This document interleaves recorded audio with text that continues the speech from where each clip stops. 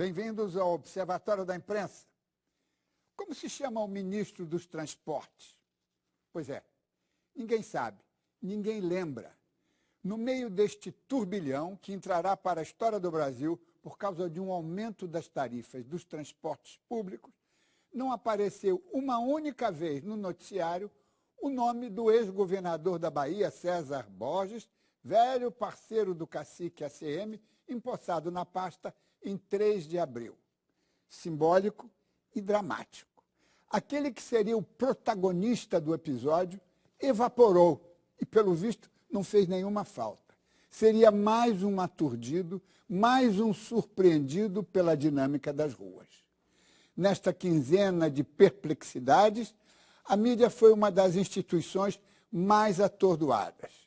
Quando o governador paulista e o prefeito paulistano, em uníssono, designaram os manifestantes como vândalos, a mídia não teve dúvidas. Foi atrás. A PM também. E quando acabou a batalha entre canibais e antropófagos, no dizer de Hélio Gaspari, descobriu-se que as maiores vítimas das balas de borracha foram os repórteres. Foi uma das mais portentosas coberturas dos últimos tempos. A mídia eletrônica esmerou-se, esteve presente no país inteiro, geralmente em tempo real, mas do alto de helicópteros. Nos estúdios e bancadas, âncoras e professores convidados tentavam teorias e interpretações. Até agora não se sabe exatamente o que aconteceu. As puxadoras das multidões foram apenas as redes sociais ou foi o exemplo da Turquia? Estamos novamente, como em 68, diante de um mundo de pavio curto?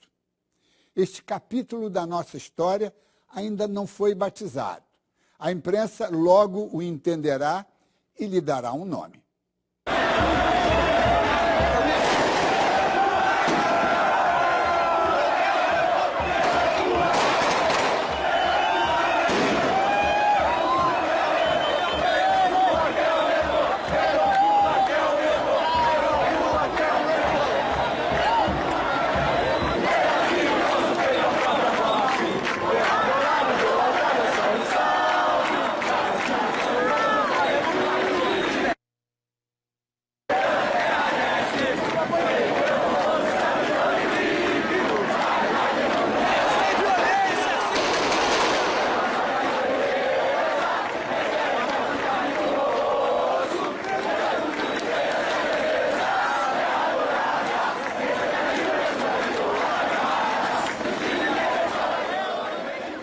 Pouco mais de uma centena de manifestantes no início do mês, reivindicando o passe livre em São Paulo, a onda de protestos alcançou mais de 1 milhão de pessoas pelo país afora e ainda não cessou.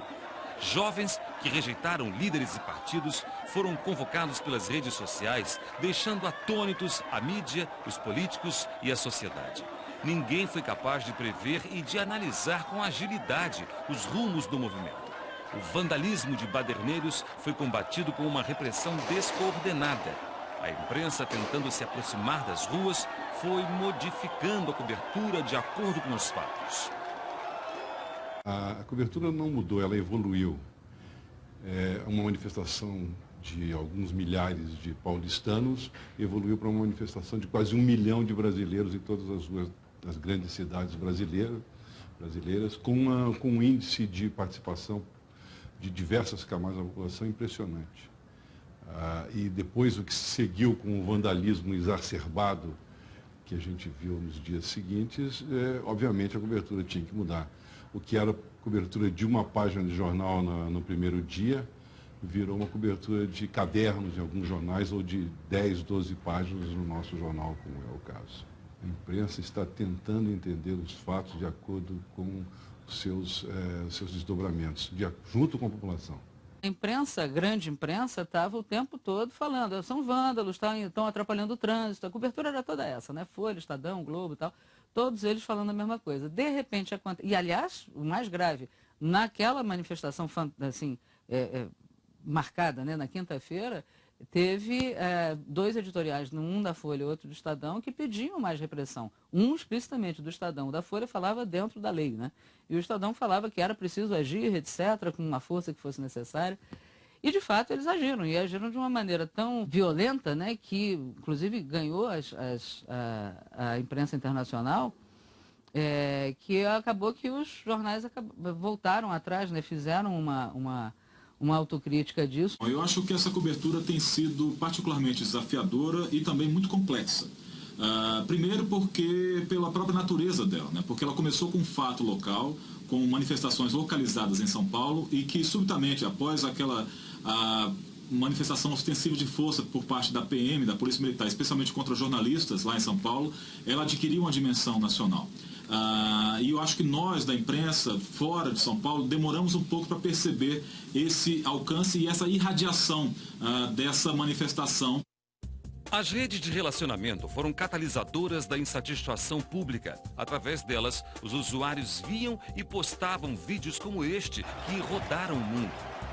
As redes sociais têm um papel importante de aglutinação, de organização, né, de comunicação, de interligação dessas pessoas, né, que estão aí dispersas, mas ao mesmo tempo tem um polo de atração. O problema das redes sociais exatamente é a credibilidade, porque o que há de disseminação de boatos é uma coisa muito impressionante. Nessa quinta-feira, quando houve a manifestação no Rio, muitas coisas foram disseminadas nas redes que não eram verdadeiras.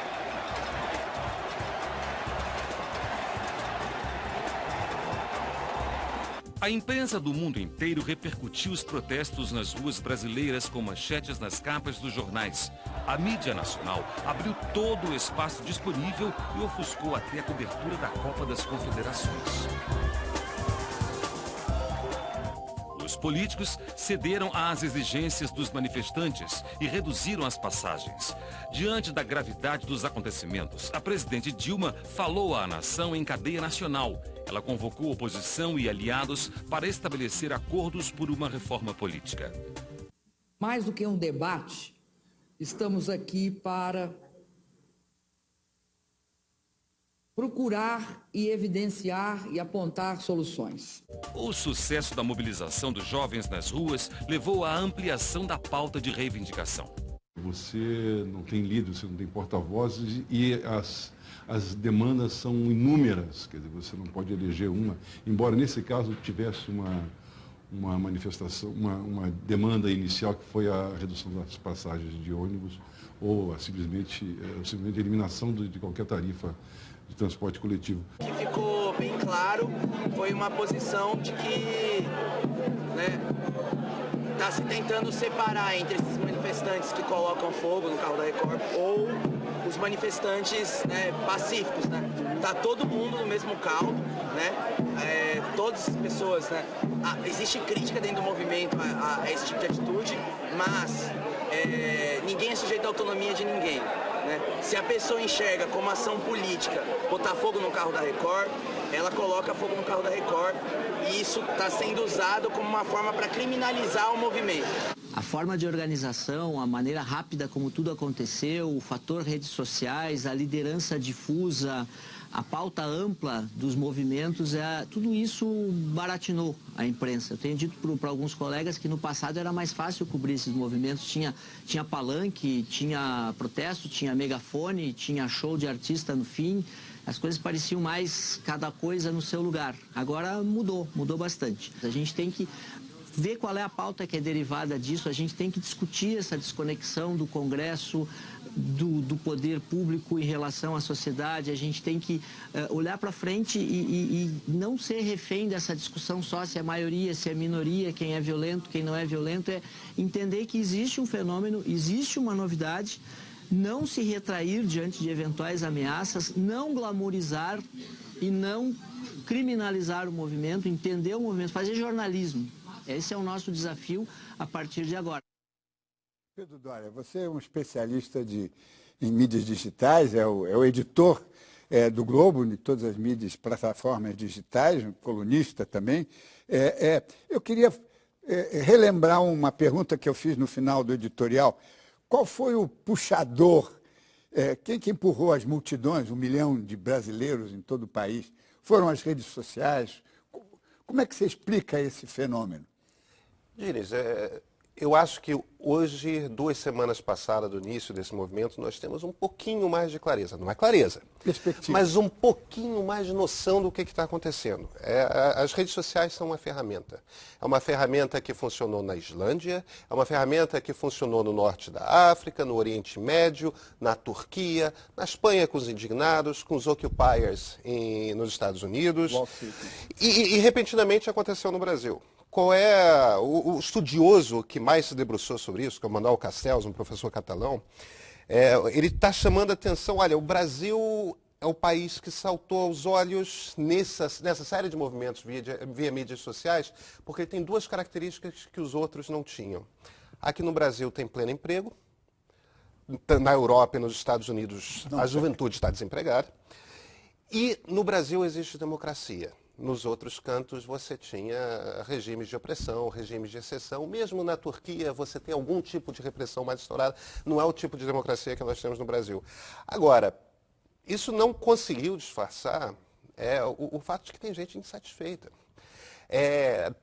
Tanto nós, na imprensa, um pouco incomodados, quanto os políticos, esses certamente não incomodados, tinham um pouco a impressão de que o povo... com Copa aqui, com Olimpíada, com pleno emprego, estava tranquilo, dava para fazer o desaforo que fosse. O que a gente percebeu é que, repentinamente, não. Existe um limite para o nível de desaforo. E a população foi para a rua. Alessandra Alder, você, há poucos anos atrás, há um par de anos, inclusive nós discutimos isso aqui, você dirigiu um filme com Vicente Ferraz, chamado Os Arquitetos do Poder. Você se sente agora obrigada a fazer Os Arquitetos do Poder 2 diante dessa coisa nova na nossa vida? Não, pelo contrário, eu acho que os arquitetos que estão perplexos, porque foge a intenção dos... Né? Quem a gente chamou dos arquitetos de poder eram os marqueteiros, os assessores, aqueles que achavam que podiam, né, organizar as estratégias da política. E o que eu acho que tem de novo, e acho que é isso mesmo, a gente está diante de um tipo de movimento político que tem referências com o passado, mas que tem a sua novidade. A mobilização pelas redes sociais, ela é muito... dispersa, ela reúne pessoas com perfis diferentes, interesses políticos diferentes e motivações, às vezes pessoas menos politizadas, certo? Que se contaminam. A internet, particularmente as redes sociais da internet, funcionam por ondas, né? E eu acho que foi uma onda que chegou à rua, uma onda que transbordou os meios de comunicação e meio que reagindo à própria polícia e aos meios de comunicação, eu acho que teve esse elemento. As manifestações cresceram, acho importante lembrar que elas não começaram em São Paulo, que você tem manifestações há coisa de 2, 3 meses em várias capitais, é um fenômeno que não é do sul-sudeste, como eu vi algumas pessoas apontando, mas eu acho que é um fenômeno urbano, das cidades, das capitais, dos jovens conectados, então por isso também ele tem esses elementos de dispersão e de insatisfação meio generalizada. O que eu acho que é uma vitória é que as pessoas foram se encontrar na rua por motivação política. Então, por mais que isso tenha efeitos que a gente ainda não pode dominar, é um fato em si muito animador, eu acho. Ricardo, repórter, comentarista de esportes, formado em História, não é? Aí tem um elemento que é mais uma surpresa, né? Todo mundo esperava que essa Copa, essa mini-Copa, essa Copa das Confederações, seria capaz de aplacar as impaciências e uma série de coisas que incomodavam, né? E, de repente, parece que o Brasil se separou. Assiste a Copa, gosta até da seleção, mas depois desliga e vai para a rua, né? Como é que você vê esse fenômeno absolutamente novo? Diniz, bom, nesses momentos aqui, dessas 2 semanas tão novas para a gente, numa tarde hoje que eu ainda estou numa perplexidade enorme, numa tarde que acabo de ver Renan Calheiros dizer que é a favor de transformar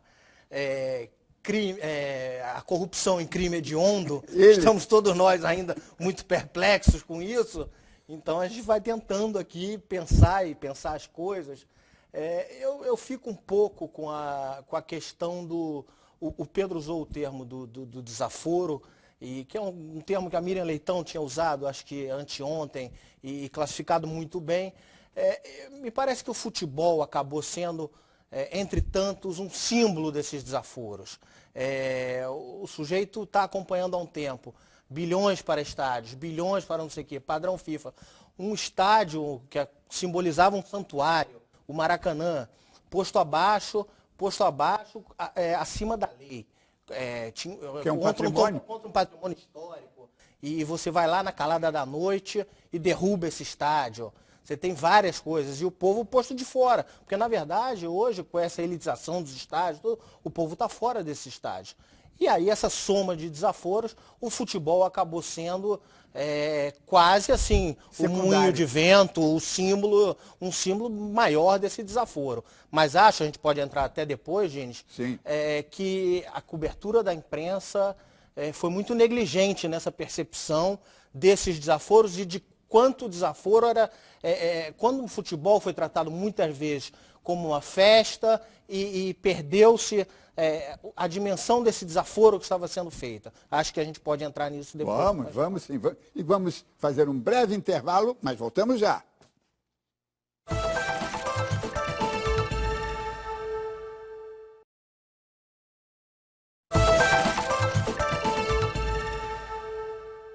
O Observatório da Imprensa está de volta. Nesta edição, fazemos uma análise do desempenho da mídia nas manifestações dos últimos dias.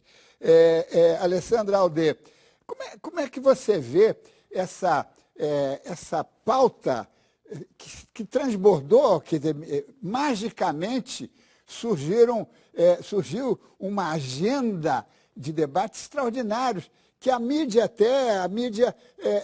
vinha dando todos os elementos, né? O caso da PEC 37, a mídia não vinha cobrindo com muita ênfase, não vinha condenando, né? E, de repente, a multidão diz, não, essa é uma causa que a gente tem que lutar. O que aconteceu aí? Começaram a ler jornais? Não, certamente não começaram a ler os jornais, mas a informação circula na internet com uma outra dinâmica, certo? Na verdade, você tem na internet uma série de hubs, conectores, pessoas que fazem a informação circular para fora dos círculos onde ela habitualmente... A gente tem uma ideia de que está tudo na internet, mas quando tudo está disponível como informação, isso é paralisante do ponto de vista do indivíduo, porque se tudo está disponível, como é que eu vou chegar em cada informação, né? Então, a internet é muito segmentada. São grupos com afinidades, que se conhecem. Então, é difícil as coisas passarem de um grupo para o outro.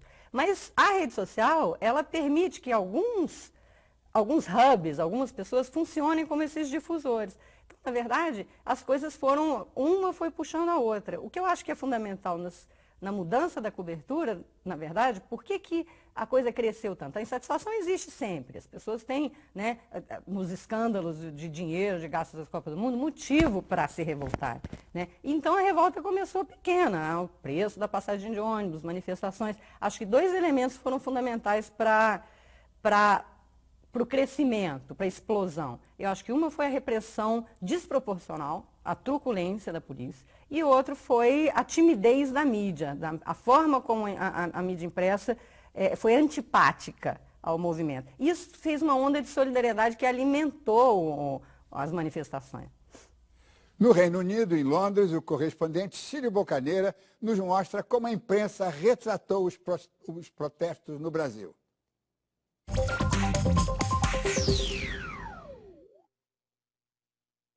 A mídia europeia hesitou nos primeiros momentos dos protestos de rua no Brasil, mas logo percebeu a dimensão enorme do fenômeno e aí então passou a cobrir.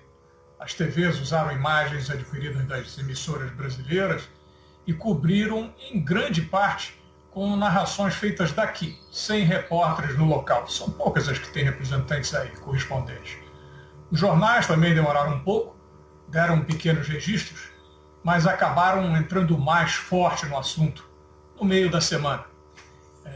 Bem representativa foi, por exemplo, esta página inteira do diário The Guardian, de linha editorial centro-esquerda e habitual simpatia por movimentos populares. Em termos de conteúdo, o que se percebe na cobertura aqui parece com as primeiras reações aos movimentos recentes desse tipo, desde a Primavera Árabe até o Occupy Wall Street americano e os protestos na Turquia.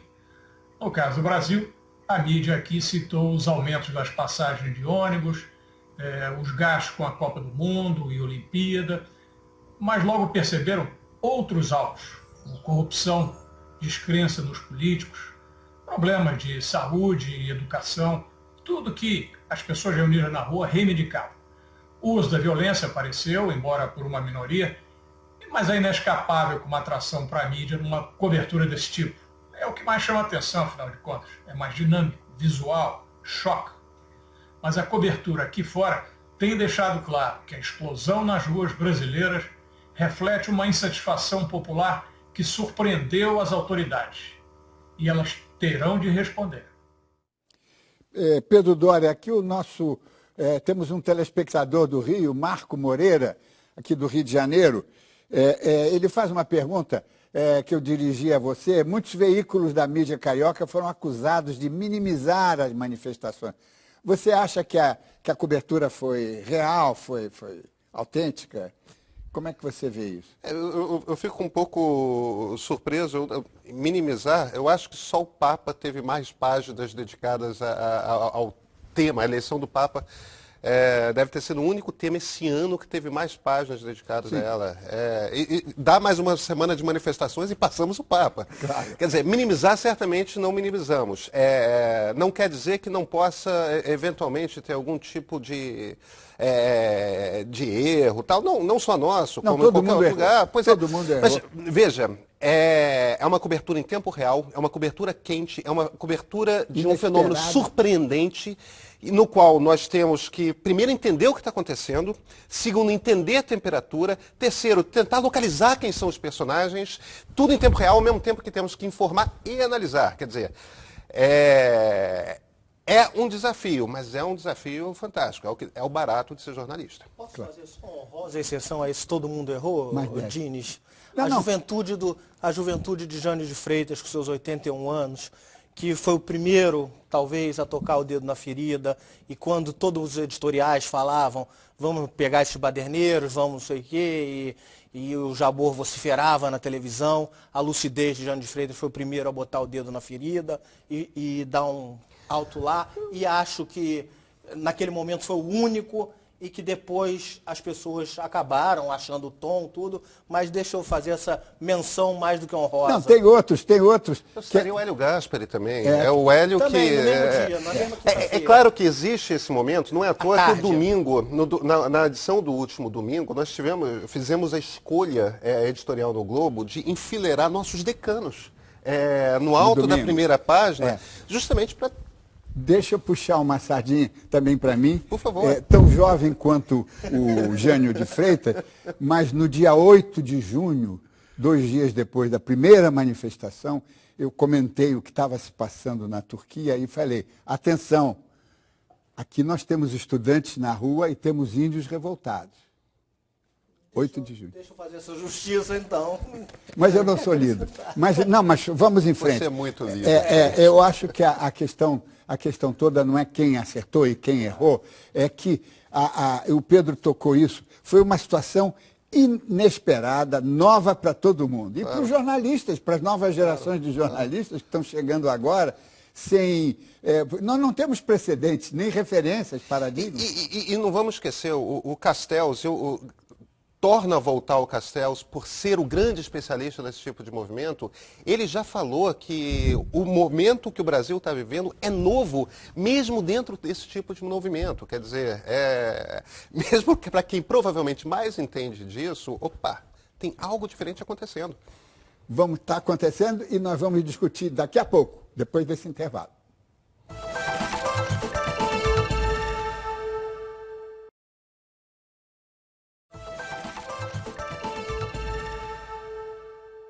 Estamos de volta com o Observatório da Imprensa, que nesta edição trata da mídia nas manifestações que tomaram conta das ruas do país.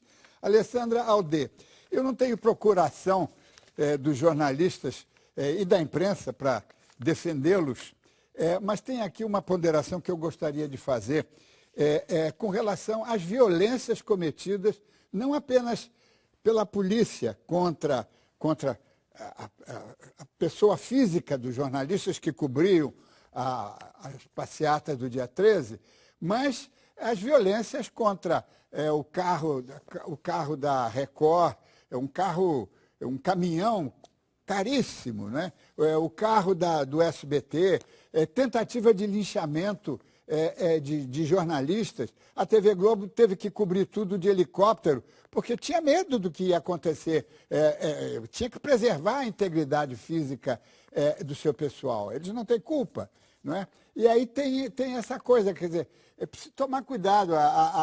A instituição imprensa, ela é feita de pessoas, e as pessoas estão ali acompanhando, pagas e com a responsabilidade de cobrir, e de repente levam surras ou são ameaçados de surras. Tem aí esse dado que eu gostaria de lembrar.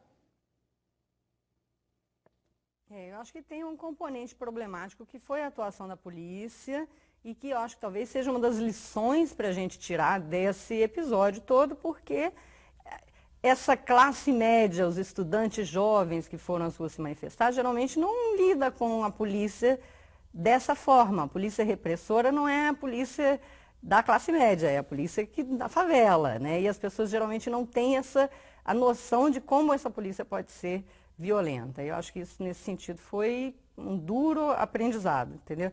Agora, uma manifestação aberta, ela atrai todo tipo de gente.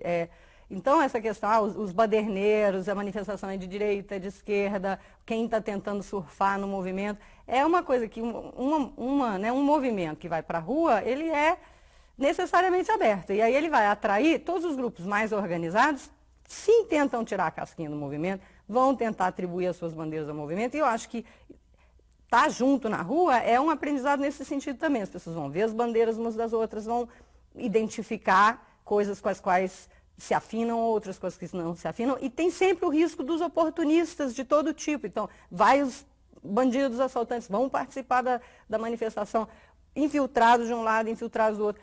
Não tem como botar um abadá e um cordão de isolamento numa manifestação. Pedro Doria, nesse sentido, você estava me contando que foi feita uma pesquisa para identificar, digamos, os participantes das redes sociais. Conta essa história. Nós buscamos lá no Globo, nós buscamos a ajuda de um site chamado Avaz, avaz.org, que é um grupo internacional que oferece uma série de ferramentas via internet para que as pessoas possam fazer petições, interagir, fazer conexões. Quer dizer, você vê essa turma usando o Avaz na Turquia, em qualquer lugar do mundo, inclusive no Brasil. E porque as ferramentas do Avaz foram utilizadas por muitas das pessoas que estavam organizando todas essas mobilizações, eles tinham um extenso caderno de endereços que podiam... Chegamos lá e deixa, por favor, a gente enviar algumas perguntas para entender quem são essas pessoas. Tá na rua. Bem, o que nós ouvimos? Mais de 60... Enfim, quase uma centena de milhares de perguntas enviadas, em poucas horas, mais de 10 mil respostas. Quer dizer, bastante representativo. Mais de 60% entre 18 e 35 anos, tá certo? Mais de 60% com renda de entre 1 e 5 salários mínimos. Quer dizer, nós estamos falando de classe média, mas nós não estamos falando de uma classe média alta, a gente está falando de uma nova classe média. Perguntamos então para eles, demos uma lista de 21 questões. Olha, pensa aí dessas questões, quais que são mais relevantes para vocês. Podiam pensar daquelas 21 questões, tinha tudo. Casamento gay, questão de índio, aborto, todas as questões que você possa imaginar que meio que param na sociedade. Quais questões tiveram, só 4 dessas 21 tiveram mais de 70% de votos, digamos assim. PEC 37, reforma política, crime hediondo para corrupção e hospitais. Hospitais de qualidade. Perceba, não médicos, mas hospitais de qualidade. Quer dizer, você tem 3 questões que, no fim das contas, representam o símbolo de uma mesma ideia, que é a gente está de saco cheio da maneira como a política é conduzida no Brasil. E uma questão aí auxiliar, que é saúde tem um problema. Agora, percebe uma coisa, quando de repente a presidente da República vem já na semana passada, nós fizemos essa pesquisa na semana passada, e faz um discurso à nação, e ela fala de saúde, fala de transporte, evidentemente, porque era a questão, e começa a falar de corrupção, o governo aparentemente estava fazendo o mesmo mapeamento. É aí que está doendo.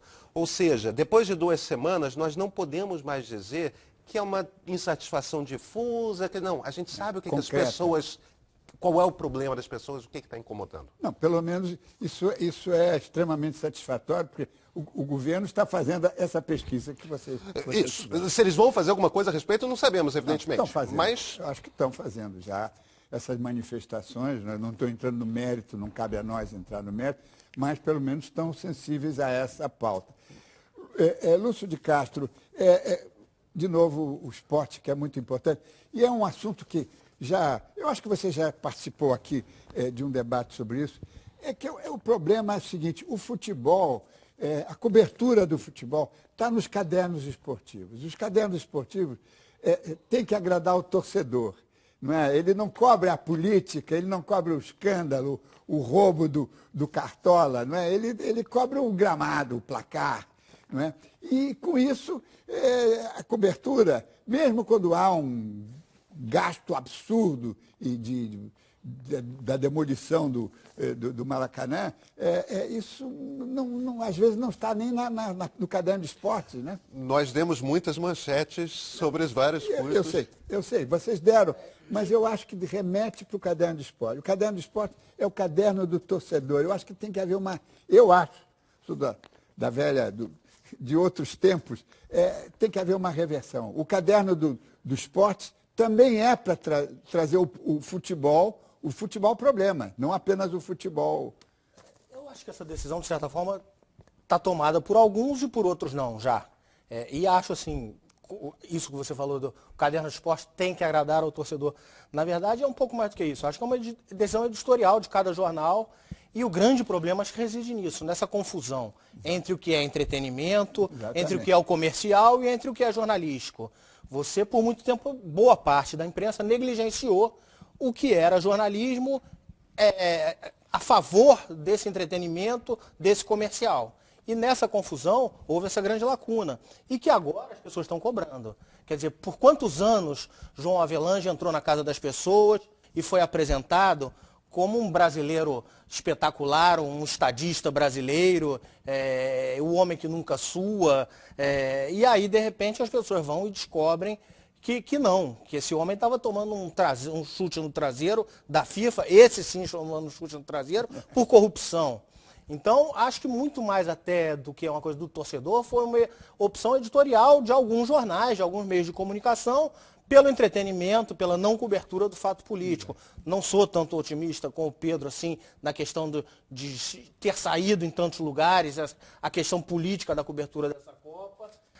Acho que essa foi uma grande lacuna da imprensa. Por vários momentos o Maracanã está aí de prova. O Maracanã, a cobertura do que aconteceu no Maracanã, do crime que se cometeu no Maracanã, do estádio tomado, foi negligenciada por boa parte da imprensa durante muito tempo. Deixa eu só trazer a Alessandra, que elas estão a quase 500 quilômetros de distância e é injusto. Alessandra, como é que você vê essa pauta futebolística? Eu imagino que você seja uma fanática torcedora. Dá para adivinhar. Na verdade, eu acho interessante que justamente o futebol, eu acho que é uma ironia, talvez, que no ambiente da Copa das Confederações e com a crítica às despesas do futebol tenha sido que a juventude brasileira, né, finalmente foi à rua.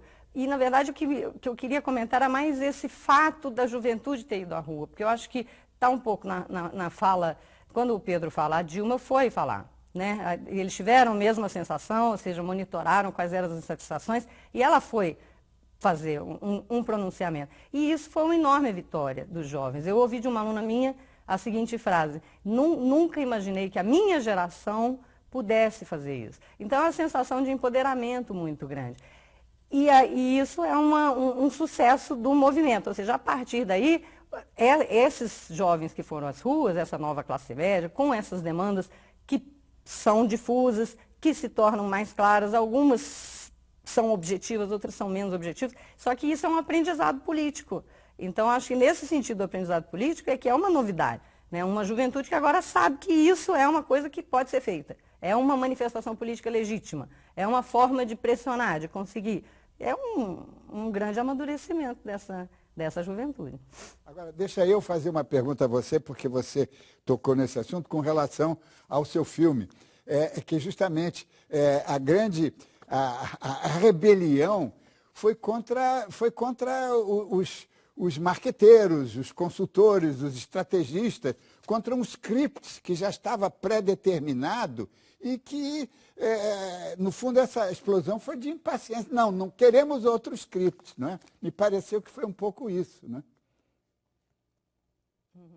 Eu acho que tem, e aí entra um pouco essas características da comunicação na internet, nas redes sociais, essa questão, né, de ser difusa, de ser, né, por ondas de contágio muito afetivas, de certa forma, então mobilizando as pessoas por outras vias, outros canais. Voltando à questão do futebol, e aí isso ficou, né, a questão dos erros das prioridades do poder público é que ficou evidente. Nesse sentido é que o futebol virou uma vítima, só porque ficou muito evidente que faltava, as prioridades não eram as mesmas do poder público e da sociedade, das pessoas. Acho que isso aqui, talvez seja esse o resumo da ópera. Pedro, estamos ainda no meio do turbilhão, mas dá para perceber, digamos, uma maior intensidade, uma maior participação nas redes sociais a partir desse processo. É muito recente, são 15 dias só. Deixou resíduo? Não, ainda há se você entra em Facebook, se usa o Twitter, ou mesmo em redes menores como Instagram, etc., você ainda percebe que o assunto domina. Existe já um ataque dos marqueteiros, né? Porque, afinal de contas, eles não são amadores. Eles também entendem como aquilo funciona. E nas redes sociais, você tem aquele grupo de pessoas que são mais influentes. Então, muitas dessas pessoas, às vezes, são ligadas a partidos políticos e começam a vir com aquelas coisas assim, não, vamos sair da rua, virou de direita a manifestação, ou então virou de esquerda, ou você começa a ter o conflito, mas isso não esconde, Diniz, o fato de que nós temos uma classe média, a gente virou um país de classe média. E a grande característica da classe média, e eu acho que nossos políticos estão relembrando das aulas básicas de sociologia, é o seguinte: a classe média é quem tem a perder. A classe média é aquela que se preocupa com o futuro. Ela está sempre a um passo de virar pobre, sempre na esperança de poder, talvez... Afluência. Exatamente. Então, de repente, não basta ter um automóvel, não basta ter uma televisão. Eu quero... Como é que eu garanto, porque eu sou semi-analfabeto, mas agora eu já tenho 4, 5 mil reais por mês, eu tenho uma família menor, já não são aquelas famílias de 8 crianças, são famílias de 2 crianças. Como é que eu dou educação para o meu filho? Como é que eu consigo hospital? A gente vai começar a ter que virar realmente um país de classe média. E realmente um país de classe média não é só ter essas pessoas com essa renda, mas é dar a essas pessoas as condições de vida que são da essência humana, no fim das contas. Lúcio, de novo, temos aqui um problema que você mencionou e que eu acho que a gente tem que expandir, é o seguinte, é que no meio das manifestações, alguns jogadores... do time principal, ou do banco de reservas, não sei o quê, eles queriam se manifestar. Eles também são jovens, eles também estão crescendo, eles também têm mobilidade social, não é?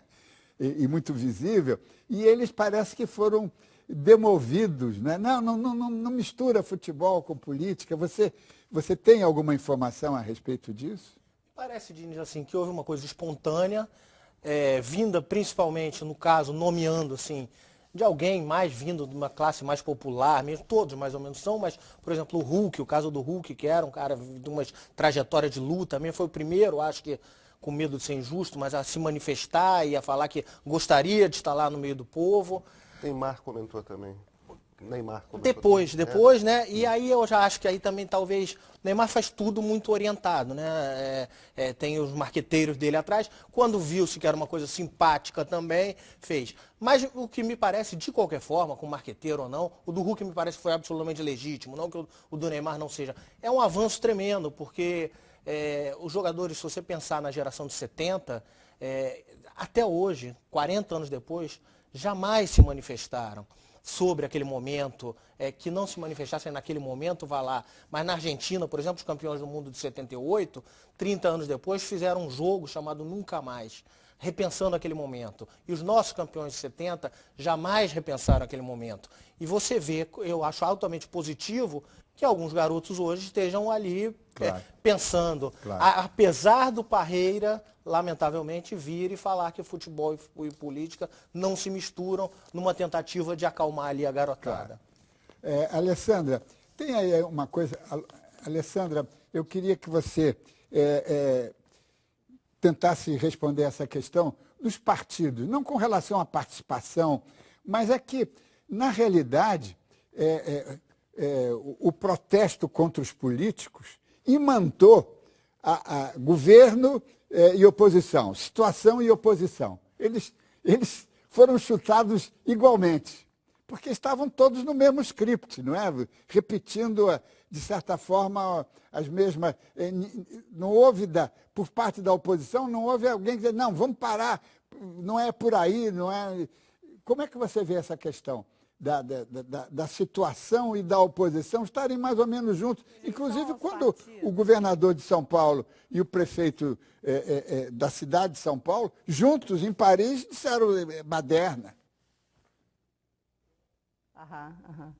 Eu acho que tem uma reação à desqualificação, né, como você está apontando, ou seja, assim, se a classe política desqualifica um movimento, depois o movimento também não quer ser, né, adotado pela classe política, pelos partidos. Mas não acho que, assim, embora exista esse antipartidarismo, eu não acho que você possa dizer que o movimento é apolítico, ou tem uma antipatia pela política. Eu acho que acho que tem diferença entre as cidades, certo? Eu acho que em São Paulo é diferente do Rio, por exemplo. Em São Paulo você tem as ideologias mais claras, talvez os grupos sejam mais alinhados e você tem um pouco essa... Então, a animosidade entre os grupos, né, partidários e os grupos ideológicos, eu acho que é mais clara e aí o conflito é maior. Eu acho que, de modo geral, existe sim uma rejeição à política, à classe política. Isso não é de hoje, não é do Brasil, né? Faz parte um pouco da democracia contemporânea. Não sei muito o que dizer. Os partidos, certamente, eles se renovam. Eles também estão no Twitter, também estão no Facebook, tentando acertar. A gente teve, né, combinações interessantes. A eleição no Rio de Janeiro, o Marcelo Freixo, né, o uso que o Marcelo Freixo fez. E a adesão espontânea que ele conseguiu no Facebook não foi uma coisa fora do quadro partidário. Foi um pouco uma combinação dessas duas dinâmicas políticas que a gente está vendo. Outros episódios, como o dos índios, dos Guarani Kaiowá, ainda foi... Né, tem outros elementos que estão para além dos partidos, também para além dos estudantes. São novos fenômenos políticos que a gente está aprendendo a estudar, mas que eu acho que o nosso foco, uma coisa que é diferente, que é interessante, que eu estou particularmente interessada, é essa questão das redes sociais na internet. Acho que ela muda a dinâmica. Sim, claro. Lúcio de Castro, tem uma coisa que a gente tem que considerar, é um esforço que está acontecendo agora, não é? Quer dizer, o Congresso está reunido agora, vai uma sessão que vai se prolongar pela madrugada, para rapidamente eliminar se livrar de todas as PECs 37. Exatamente, das PEC 37, do negócio dos royalties de petróleo para a educação. Estamos em cima da hora, mas eu queria saber a sua opinião sobre essa corrida, essa maratona Essa perplexidade da classe política e a prova definitiva que a pressão funciona sim. Sentiram, né? Esse Congresso que tantos anos sentou aí, achou-se imune a essa pressão política, agora viu que se não se coçar, eles vão bater a porta deles. Os bárbaros, como a definição do Hélio Gaspari, como foi? Os canibais versus antropófagos. Estão ali na porta do Congresso. Né? Ou se coçam ou vão receber a visita. Muito bem. Chegamos ao final desta edição. Quero agradecer aqui no Rio os jornalistas Pedro Dória, do Globo, e Lúcio de Castro, da SPN Brasil, e em São Paulo a cientista política Alessandra Aldê. E lembre-se, assistindo ao Observatório da Imprensa pela TV, pelo rádio ou pela internet, você nunca mais vai ler jornal do mesmo jeito. Uma boa noite.